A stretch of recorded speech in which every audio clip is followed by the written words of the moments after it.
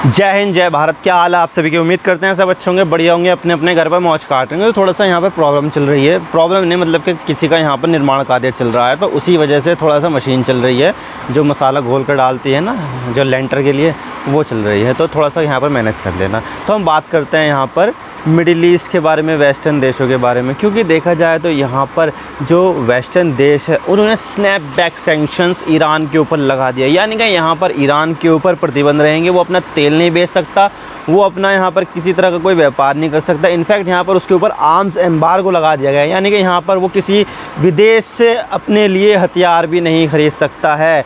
तो ये जो स्नैपबैक सैंक्शंस लगाए हैं वो JCPO यानी कि ईरान न्यूक्लियर डील के अंडर में जो मैकेनिज़्म था उसी के अंडर लगाए गए हैं। हालांकि देखा जाए तो इसका कोई मतलब नहीं है, क्योंकि ईरान के ऊपर तो पहले से ही सैंक्शंस लगे हुए हैं, पहले से यहाँ पर वो सारी चीज़ें फेस कर रहा है। और रशिया के बाद अगर किसी देश के ऊपर सबसे ज़्यादा सैंक्शंस लगे हुए हैं तो वो यहाँ पर नो डाउट ईरान ही है। क्योंकि ईरान यहाँ पर वेस्टर्न देशों की नज़रों में अच्छा देश नहीं समझा जाता है। वेस्टर्न देश यहाँ पर ईरान को समझते हैं एक पेरिया स्टेट, यानी कि यहाँ पर वो ऊल जलूल हरकतें करता है और अपनी मनमानी करता रहता है और अपनी हरकतें से यहाँ पर दुनिया को परेशान करता रहता है। तो इस तरह का जो स्टेट है वो यहाँ पर ईरान को माना जाता है। लेकिन यहाँ पर ईरान कहता है कि भाई हमारा जो यहाँ पर प्रोग्राम चल रहा है न्यूक्लियर का, वो यहाँ पर पीसफुल पर्पस के लिए और सिर्फ यहाँ पर सिविलियन पर्पस के लिए हम सिर्फ बिजली बनाते हैं, इसके अलावा हम यहाँ पर कुछ भी नहीं करते हैं।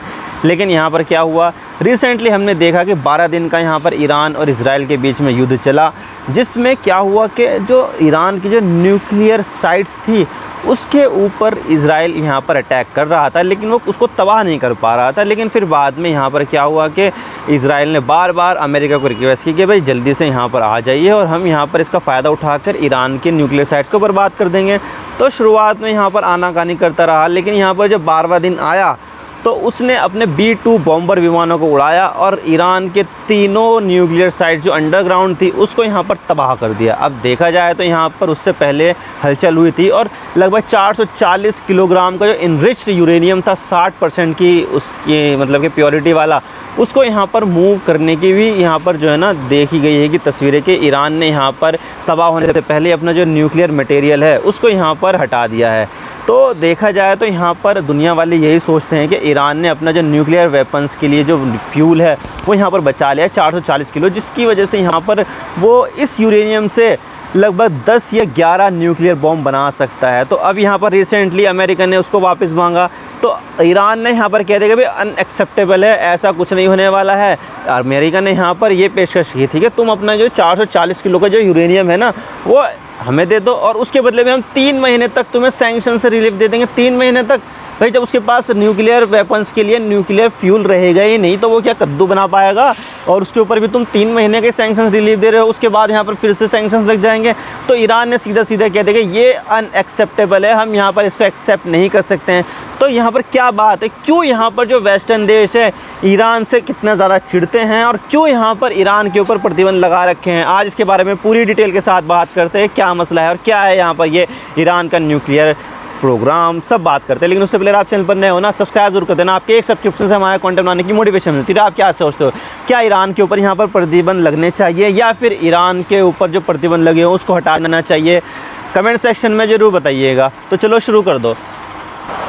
तो सबसे पहले हम यहाँ पर बात करते हैं कि ईरान का जो न्यूक्लियर प्रोग्राम है वो क्या है। तो देखिए, ईरान का जो न्यूक्लियर प्रोग्राम है ना वो ऐसा शुरुआत नहीं हो कि ईरान ने अपना खुद से ही कर लिया, बल्कि यहाँ पर इसकी जो शुरुआत हुई थी 1950 के दशक में हुई थी। और ये जो ईरान का जो न्यूक्लियर प्रोग्राम शुरू हुआ था, इनफैक्ट वे अमेरिका की मदद से बनाया गया था। उस समय यहाँ पर क्या हुआ था कि मोहम्मद मोसादेक जो डेमोक्रेटिकली इलेक्टेड लीडर थे वो यहाँ पर चुनकर आए थे। और लेकिन यहाँ पर मसला ये हो गया कि ईरान की जो ऑयल कंपनियाँ थी उसको नेशनलाइज करना शुरू कर दिया कि भाई अब ये जो कंपनियाँ हैं जो ईरान से तेल निकाल रही है वो सब की सब यहाँ पर ईरान की होगी। ये बात यहाँ पर अमेरिका और ब्रिटेन को बर्दाश्त नहीं हुई, क्योंकि ये जो कंपनियाँ थी वो ब्रिटेन की थी, BP ब्रिटिश पेट्रोलियम, और वो ईरान का जो तेल था वो बिल्कुल मामूली दाम पर लूट रही थी और यहाँ पर ईरान को काफ़ी ज़्यादा नुकसान हो रहा था। ईरान का खुद का यहाँ पर रिसोर्स यहाँ पर वो औने पौने दाम पर ब्रिटिश पेट्रोलियम खरीद रही थी। तो ये सब बात जो है ना उनको बर्दाश्त नहीं, और मोहम्मद मोसादेक ने यहाँ पर जो है ना क्या किया इनका नेशनलाइजेशन करना चाहिए। ये सब बर्दाश्त नहीं हुआ अमेरिका और ब्रिटेन को, और उन्होंने यहाँ पर तख्ता पलट कर दिया। खुद यहाँ पर CIA के जो ऑफिशियल डॉक्यूमेंट है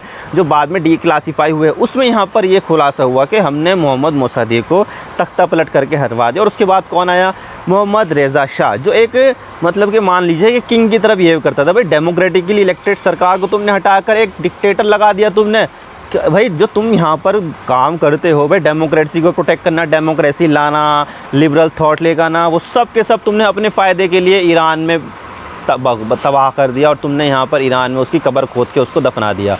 मतलब कि क्या है, दोगलापन है ये। भाई तुम यहाँ पर अगर कर रहे हो तो दुनिया भर के लिए कर रहे हो तो ठीक है, लेकिन यहाँ पर जहाँ पर पहले से ही है उसको तुम तबाह कर रहे हो अपने फ़ायदे के लिए, ये कहाँ से कहाँ तक सही है? तो ये चीज़ थी। और मोहम्मद रेज़ा शाह ने यहाँ पर जो है ना, फिर उसके बाद क्या हुआ, अमेरिका और ब्रिटेन का वो पिट्ठू बन गया। उनके हिसाब से यहाँ पर नीतियाँ लागू करना शुरू कर दिया। और उसके बाद क्या हुआ कि भाई ईरान ने सोचा कि चलो ठीक है, दुनिया वाले जो ना न्यूक्लियर पावर की तरफ जा रहे हैं, बिजली बना रहे हैं, हम भी यहाँ पर बना देते हैं। तो उन्होंने यहाँ पर अमेरिका से बात की। अमेरिका और इजराइल के साथ संबंध उसके बहुत अच्छे थे, तो उन्होंने यहाँ पर बात की। और उसके बाद अमेरिका तैयार हो गया, ठीक है भाई हम यहाँ पर जो है ना मदद करने के लिए तैयार है। तो तब यहाँ पर उसका प्रोग्राम शुरू हो गया। लेकिन यहाँ पर 1979 में हो जाती है इस्लामिक क्रांति, जिसके बाद यहाँ पर अमेरिका और ईरान के बीच में संबंध हो जाते हैं ख़राब, क्योंकि यहाँ पर जो ईरान के जो लोग हैं वो बहुत ज़्यादा गरीब हो रहे थे और उनको यहाँ पर ये लगता था कि ईरान की बर्बादी के पीछे अमेरिका का हाथ है। तो उन्होंने यहाँ पर क्रांति कर दी और उसके बाद अमेरिका का जो डिप्लोमेटिक ऑफिस था, एम्बेसी थी, उसको यहाँ पर स्टॉर्म कर दिया और अंदर जो डिप्लोमेट्स थे उनको बंधक बना लिया 444 दिन तक। 53 डिप्लोमेट्स को यहाँ पर बंधक बना लिया। उन्होंने कोशिश की कि भाई छूट जाए, लेकिन यहाँ पर इतनी कोशिश करने के बावजूद भी कुछ नहीं छूटे। और एक बार यहाँ पर ऑपरेशन करने की बात भी की गई और उन्होंने अपने सोल्जर उतारे भी ईरान में, लेकिन ईरान ने उन सबको मार दिया। फिर उसके बाद अल्जीरिया ने यहाँ पर जो है ना बीच बचाव किया, अल्जीरिया ने यहाँ पर डील साइन करवाई और अल्जीरिया की कोशिश के बाद यहाँ पर जो 53 जो डिप्लोमेट्स थे उनको यहाँ पर निकाला गया। और उसके बाद यहाँ पर ईरान और अमेरिका और इजराइल के बीच में जो संबंध थे वो ऐसे हो गए कि भाई दुश्मनों वाले। और उसके बाद यहाँ पर ईरान हमेशा से ये अपनी पॉलिसी में कहता है कि सबसे बड़ा शैतान अमेरिका और जो इजराइल है वो छोटा शैतान है। तो इस तरह से यहाँ पर अमेरिका और इजराइल की जो दुश्मनी है वो ईरान से शुरू हो गई।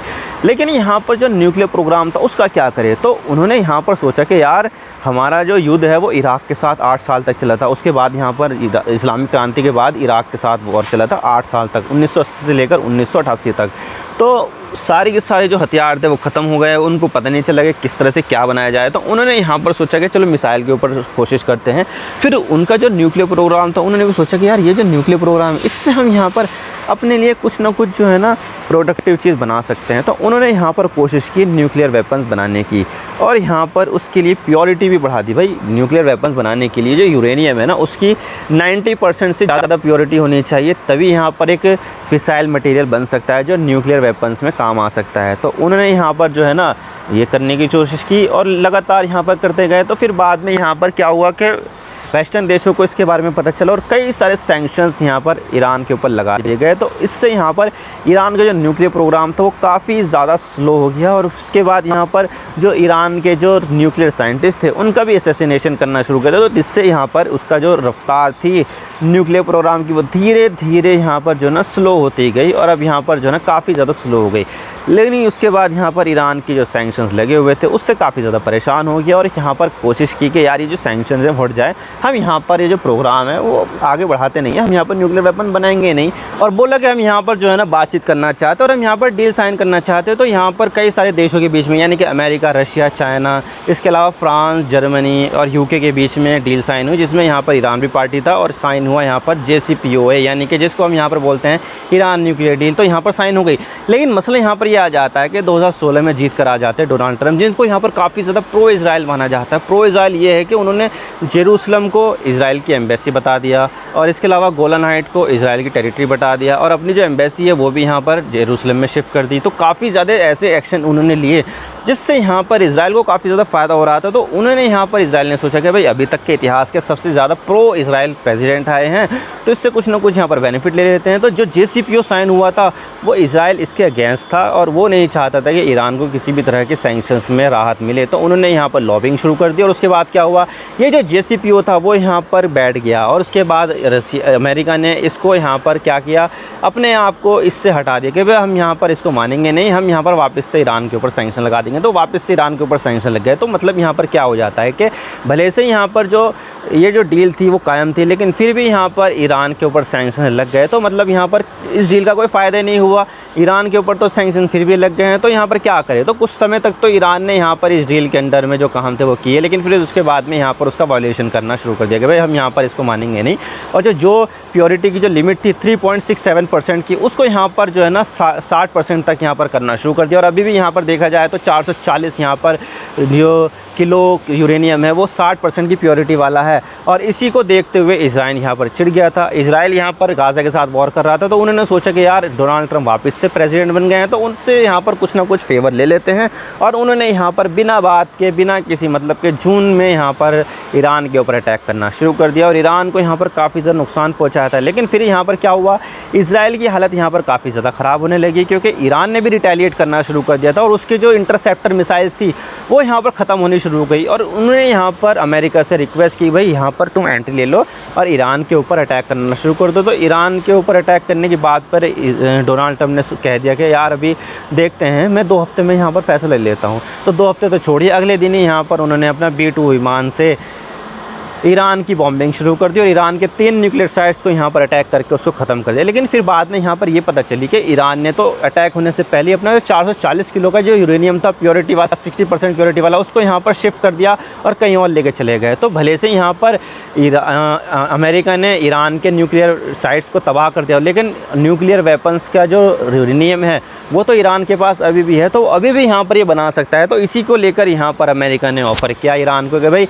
तुम अपना 440 किलो यूरेनियम हमें दे दो, उसके बदले में हम यहाँ पर 3 महीने तक तुम्हें सैंक्शंस में राहत दे देंगे, जिसको ईरान ने कह दिया कि अनएक्सेप्टेबल है, हम यहाँ पर इस चीज़ को मानेंगे नहीं। तो अब यहाँ पर क्या हुआ है कि स्नैप बैंक सैंक्शंस यहाँ पर ईरान के ऊपर लगा दिए, जिसका यहाँ पर कोई मतलब होता नहीं है। ईरान यहाँ पर पहले से अपनी डार्क फ्लीट या फिर दूसरी चीज़ों के ज़रिए सैंक्शंस को तोड़ने का मैकेनिज़्म डेवलप कर चुका है। इसी वजह से यहाँ पर वो रशिया को ड्रोन सप्लाई करता है और चाइना को तेल सप्लाई करता है। कैसे? क्योंकि उनने इसका जुगाड़ निकाल लिया है ना। अब स्नैपबैक सैंक्शन क्या होते हैं ये देख लेते हैं। स्नैपबैक सैंक्शन ये है कि जब डील हुई थी तो उसके 10 साल तक यहाँ पर ये वैलिड रहेगा पॉइंट के कि कभी भी यहाँ पर ईरान वॉयलेट करे डील को, तो तब यहाँ पर स्नैपबैक सैंक्शन लगा। तो ये 10 साल तक वैलिड था, यानी कि 10 साल अगर इसके पूरे हो जाएंगे तो कोई भी यहाँ पर स्नैपबैक सैंक्शन ईरान के ऊपर नहीं लगा पाएगा, चाहे ईरान इस डील को वॉयलेट की क्यों ना शुरू कर दे। तो ये जो इसकी जो मियाद थी, डेट थी, वो 18 अक्टूबर तक की थी कि 18 अक्टूबर तक की जो स्नैपबैक सैंक्शन है तब तक यहाँ पर लगा सकते हैं, उससे पहले यहाँ पर नहीं लगा सकते हैं। तो जर्मनी, फ्रांस और यूके ने इसको लगाने का प्रोसेस शुरू कर दिया। अब यहाँ पर स्नैपबैक सैंक्शंस ईरान के ऊपर लगा दिए गए, यानी कि यहाँ पर ईरान अब विदेशों से सामान नहीं खरीद सकता है, हथियार नहीं खरीद सकता है, या फिर अपना सामान विदेशों को बेच नहीं सकता है, तेल नहीं बेच सकता है। तो उससे यहाँ पर ईरान के ऊपर कोई फ़र्क पड़ने वाला है नहीं। ईरान ने यहाँ पर पहले से अपना मैकेनिज़्म निकाल लिया। लेकिन आप यहाँ पर बताइए कि आप यहाँ पर क्या सोचते हो, क्या यहाँ पर ईरान न्यूक्लियर वेपन बना पाएगा आने वाले फ्यूचर में? कमेंट सेक्शन में जरूर पाएगा। होगा आपको सारी बातें समझ में आ गई। वीडियो थोड़ा सा ही पसंद आए लाइक जरूर कर देना और चैनल पर नहीं हो तो चैनल को सब्सक्राइब जरूर कर देना। आपके सब टिप्स से हमारे कंटेंट बनाने की मोटिवेशन मिलती है। Thank you for watching. I really appreciate your precious time. God bless you all. Now signing off.